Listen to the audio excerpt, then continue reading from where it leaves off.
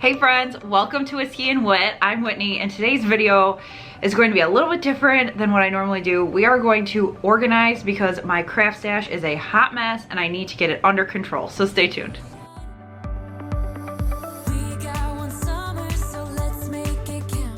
We are down in my basement, and this over here is the catch-all that has been catching craft items literally since before Finn was born, so almost 6 months.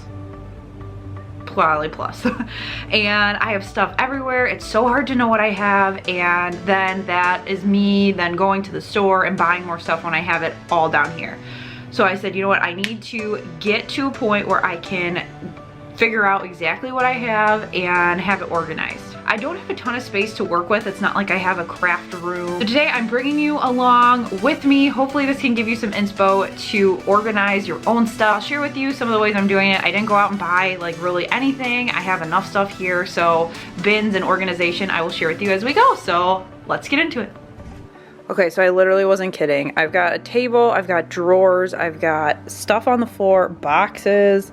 Literally, I will fill up a box or like one of these 31 bags or an IKEA bag, take it upstairs, craft, and then bring it all down, and then it just kind of lives here. And so I really want to create a space that is functional and also that I can use to craft. So my goal is to get that whole table cleaned off, sort everything that I have so I know what's what, and then be able to label things so then that way I know what's in everything. First thing I'm gonna do is literally go through everything, set up a kind of triage area, if you will, so I can sort everything and then kind of see what I'm working with.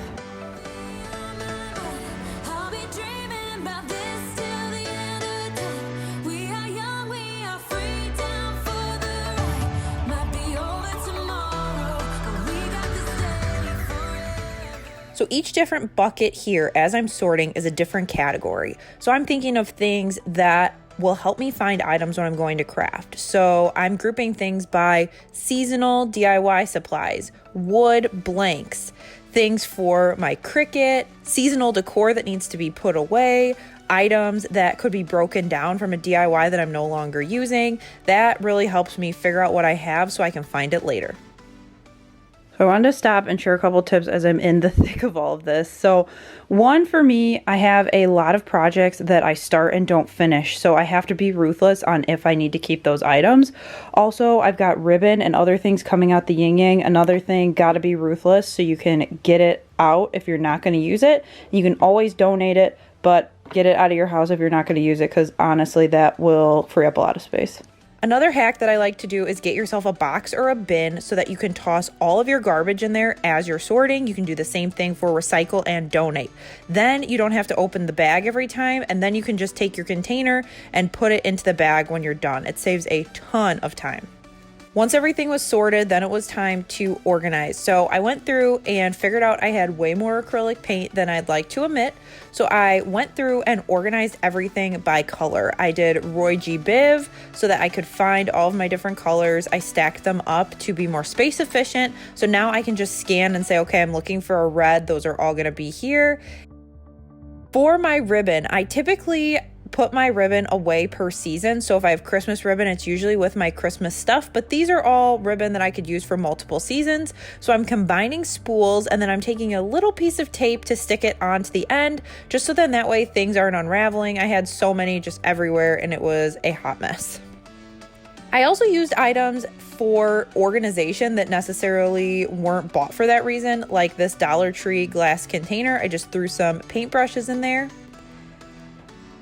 And then no matter what container I used, I wanted to make sure that I labeled it. Whether you make those with a Cricut, you use Dollar Tree stickers. These are just Dollar Tree chalkboard hangers, and I wrote on them with a paint pen and attached them with some jute twine, just so then that way you can easily see what you have and find it next time. That is the whole point here.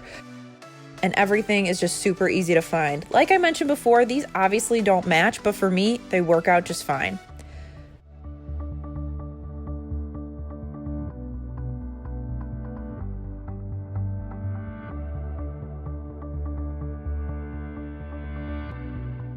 For my Cricut items, I like to use paper clips on sheets that are bigger than 12 by 12 so I can keep those all together.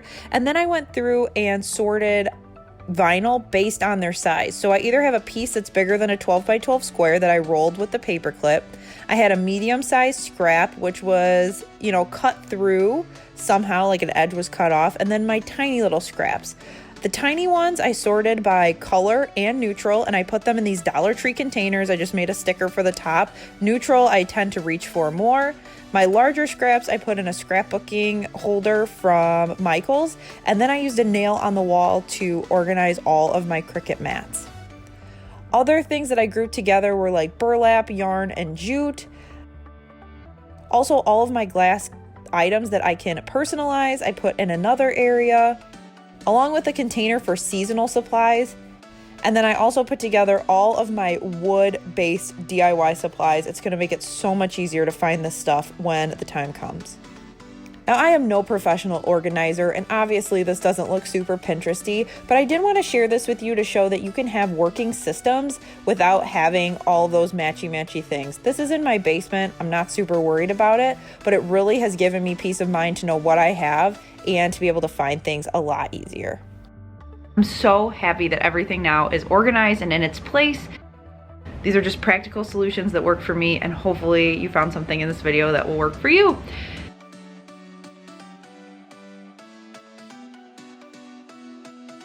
Thanks so much for watching. Hit subscribe so you don't miss a future Whiskey and Whit video, and I'll catch you guys in the next one. Bye!